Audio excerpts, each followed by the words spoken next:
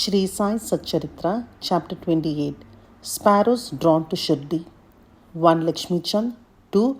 Burhanpore Lady. 3. Megha. Preliminary. Sai is not finite or limited. He dwells in all beings from ants and insects to the god Brahma. He pervades all. Sai was well versed in the knowledge of the Vedas as well as in the science of self-realization. As he was proficient in both these, he was well fitted to be the Sadguru. Anyone, though learned but not able to awaken the disciples and establish them in self-realization, does not deserve to be called a Sadguru. Generally, the worldly parents give birth to the body, but death invariably follows life. But Sadguru does away with both life and death, and so he is more kind and merciful than anybody. Sai Baba often said that, let his man, devotee, be at any distance 1,000 kos away from him, he will be drawn to Shirdi like a sparrow with a thread tied to its feet. This chapter describes the stories of 3 such sparrows. 1. Lala Lakshmi Chand.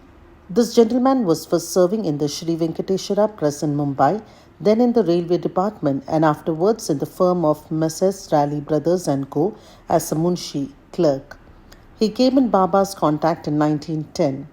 1 or 2 months before Christmas, he saw in his dream at Santa Cruz, a suburb of Mumbai, an old man with a beard standing and surrounded by his bhaktas. A few days later, he went to the house of his friend, Mr. Dattatreya Manjunath Bijur, to hear the kirtan by Das Ganu. It was and is always the practice of Das Ganu to keep Baba's picture in front of the audience while doing the kirtan. Lakshmi Chand was surprised to see that the features of the old man he saw in his dream tallied exactly with those in the picture, and thus he came to the conclusion that the old man he saw in his dream was Sai Baba himself. The sight of this picture, Das Ganu's kirtan, and the life of the saint Tukaram on which Das Ganu discoursed, all these things made a deep impression on his mind, and he decided to go to Shirdi. It is always the experience of the bhaktas that God always helps them in their search for Sadguru and other spiritual endeavors.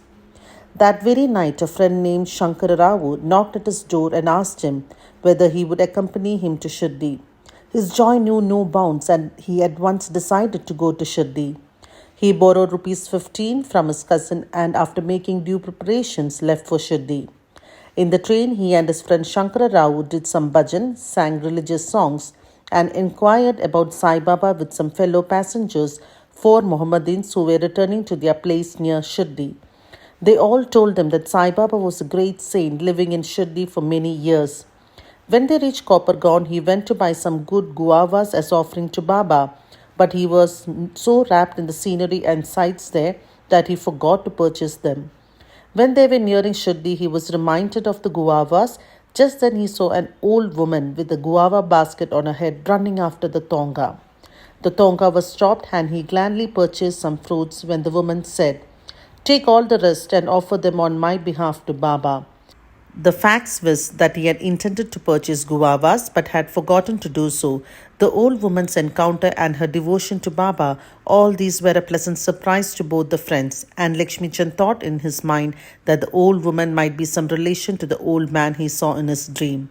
Then they drove on and came near Shirdi, and on seeing flags on the masjid, they saluted them. With puja materials in hand, they went to the masjid and worshipped Baba with due ritual. Lakshmi Chand was much moved and was extremely happy to see Baba. He wrapped himself around with Baba's feet as a bee with a sweet-smelling lotus. Then Baba spoke as follows. Cunning fellow, he does bhajan on the way and inquires from others. Why ask others? Everything we should see with our own eyes. Where is the necessity to question others? Just think for yourself whether your dream is true or not. Where was the necessity of the darshan by taking a loan from a Marwari? Is the heart's desire now satisfied? Hearing these words, Lakshmi Chand was wonderstruck at Baba's conscience. He was at a loss to know how Baba came to know about all the things that had happened en route from his house to Shirdi. The chief thing to note in this respect is that Baba never liked people to borrow or take loan for his darshan or celebrating any holiday or making any pilgrimage. Sansa. At noon, when Lakshmi Chand was sitting for meals, he got some sansa, wheat pudding, from a devotee as prasad. He was pleased to have it. Next day also he expected it, but got nothing.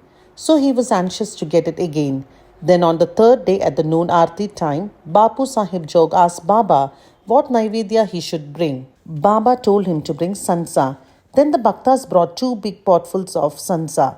Lakshmi Chand was very hungry and there was some pain in his back. Then Baba said to him, "It is good that you are hungry. Take sansa and some medicine for the pain in the back." He was again wonderstruck to see that Baba again read his mind and spoke out what was passing therein. How omniscient was he! Evil eye. During this visit, he, Lakshmi Chand, also witnessed one night the procession to the Chavadi.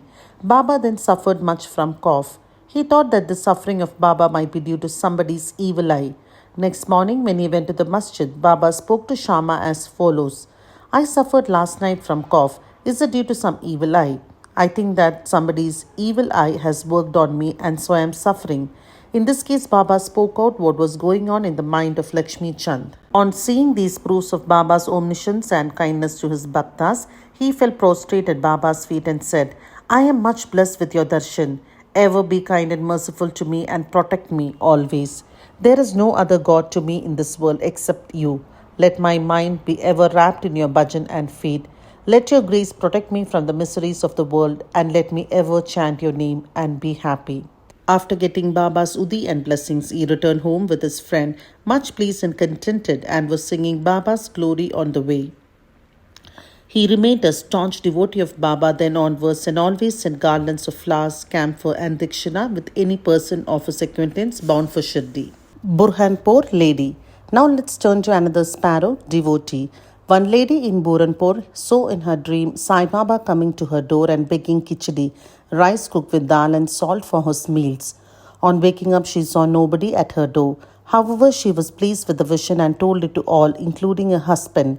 He was employed in the postal department, and when he was transferred to Akola, both husband and wife, who were devout persons, decided to go to Shirdi. Then on a suitable day, they left for Shirdi, and after visiting Gomti Tirth on the way, reached Shirdi and stayed there for 2 months. Every day they went to the masjid, worshipped Baba, and passed their time happily. The couple came to Shirdi to offer khichdi as Naivedya, but for the first 14 days, somehow or other, it could not be offered. The lady did not like this delay or tardiness. Then on the 15th day, she came at noon to the masjid with her khichdi. There she found that Baba and others were already sitting for meals and that the curtain was down. Nobody dared enter in when the curtain was down, but the lady could not wait. She lifted up the curtain and entered. Strange to say that Baba seemed that day hungry for khichdi and wanted that thing first, and when the lady came in with the dish, Baba was delighted and began to eat morsel after morsel of khichdi. On seeing the earnestness of Baba in this respect, everybody was wonderstruck, and those who heard the story of khichdi were convinced about his extraordinary love for his devotees. Megha. Now let us go to the third sparrow. Megha of Viramagon was a simple and illiterate Brahmin, cook of Rao Bahadur H.V. Sate. He was a devotee of Shiva and always chanted the 5-syllable mantra, Namah Shivaya. He did not know the Sandhya nor its chief mantra, the Gayatri. Rao Bahadur Sate was interested in him, taught him the Sandhya and the Gayatri. Sate told him that Sai Baba of Shirdi was the embodied form of God Shiva and made him start for Shirdi. At Bharuch railway station, he learned that Sai Baba was a Muslim, and his simple and orthodox mind was much perturbed at the prospect of bowing down to a Muslim, and he prayed to his master not to send him there. His master, however, insisted on his going there and gave him a letter of introduction to his Sate's father-in-law, Ganesh Damodar alias Dada Kelkar at Shirdi, to introduce him to Sai Baba. When he reached Shirdi and went to the masjid, Baba was very indignant and would not allow him to enter. "Kick out the rascal," roared Baba, and then said to Megha, "You are a high caste Brahmin and I am a low Muslim. You will lose your caste by coming here. Just get away." On hearing these words, Megha began to tremble. He was wondering as to how Baba had come to know about what was passing in his mind. He stayed there for some days, serving Baba in his own way, but was not convinced. Then he went home and then to Triambak, Nasik district, and stayed there for a year and a half. Then again he returned to Shirdi. This time at the intercession of Dada Kelkar, he was allowed to enter the masjid and stay in Shirdi. Sai Baba's help to Megha was not through any oral instruction. He worked upon Megha internally, mentally, with the result that he was considerably changed and benefited. Then Megha began to look upon Sai Baba as an incarnation of Shiva. In order to worship Shiva, bell leaves are required, and Megha used to go miles and miles every day to bring them and worship his Shiva, Baba. His practice was to worship all the deities in the village and then come to the masjid, and after saluting Baba's Gadi, Asan, he worshipped Baba, and after doing some service, shampooing his legs, drank the washings, tirth of Baba's feet. Once it so happened that he came to the masjid without worshipping Kandoba, as the door of the temple was closed. Baba did not accept his worship and sent him back again, saying that the door was open then. Megha, when found the door open, worshipped the deity and then returned to Baba as usual. This path. On one Makar Sankranti day, Megha wanted to besmear the body of Baba with sandal paste and bathe him with Ganges water. Baba was first unwilling to undergo this, but at his repeated request, he consented. Megha had to traverse a distance of 8 kos, going and returning, made all preparations for the bath at noon, and asked Baba to get ready for the same. Then Baba asked him to be spared from this bath, saying that as a fakir, he had nothing to do with the Ganges water, but Megha did not listen to him. He knew that Shiva is pleased with Abhishek, sacred bath, on that auspicious day. Baba then consented, came down and sat on a wooden board, and projecting his head said, "O Megha, do at least this favor. Head is the most important organ of the body, so pour the water over that only. It is equivalent to the whole bath." "All right," said Megha, and lifting the water pot up, began to pour it on the head. But in doing this, he was so much overwhelmed with love, and he cried out, "Har Har Gange, hail Goddess Ganga," and emptied the pot on the whole body. He kept the pot aside and began to look at Baba, but to his surprise and amazement, he found that only Baba's head was drenched while the body quite dry. Trident and Pindi. Megha worshipped Baba at 2 places. In the masjid, he worshipped Baba in person, and in the Wada, Baba's big picture given by Nana Sahib Chandorkar. This he did for 12 months. Then, in order to appreciate his devotion and confirm his faith, Baba gave him a vision. One morning, when Megha was still lying down on his bed with eyes closed but internally awake, he saw clearly Baba's form. Baba, knowing him to be awake, threw akshata, rice grains marked red with kumkum, and said, "Megha, draw a trident," and disappeared. Hearing Baba's words, he eagerly opened his eyes, saw no Baba there, but only rice grains spread here and there. He then went to Baba, told him about the vision, and asked permission to draw a trident. Baba said, "Did you not hear my words asking you to draw a trident? It was no vision but direct order. My words are always pregnant with meaning and never hollow." Megha said, "I thought you woke me up, but all the doors were closed, so I was doubtful and thought it to be a vision." Baba rejoined, "I require no door to enter. I have no form. I always live everywhere. As a wire puller, I carry on all the actions of the man who trusts me and merges in me." Megha returned to the Wada and drew a red trident on the wall near Baba's picture. Next day, a Ramadasi Bhakta came from Pune, saluted Baba and offered him Pindi, a phallic image of Shiva. At this time, Megha also turned up there.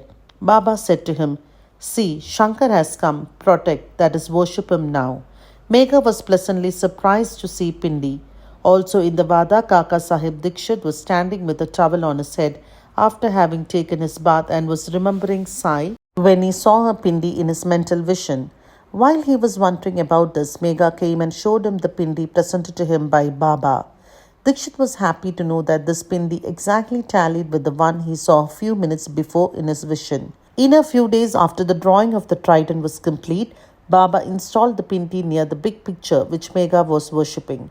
The worship of Shiva was dear to Megha, and by the drawing of the trident and the installation of the Pindi, Baba confirmed his faith therein. After continuous service of Baba for many years, doing regular worship and arti every noon and evening, Megha passed away in 1912. Then Baba passed his hands over his mortal remains and said, "This was a true devotee of mine." Baba also ordered that at his own expense the funeral dinner should be given to the Brahmins, and this order was carried out by Kaka Sahib Dikshit. Bow to Shri Sai. Peace be to all.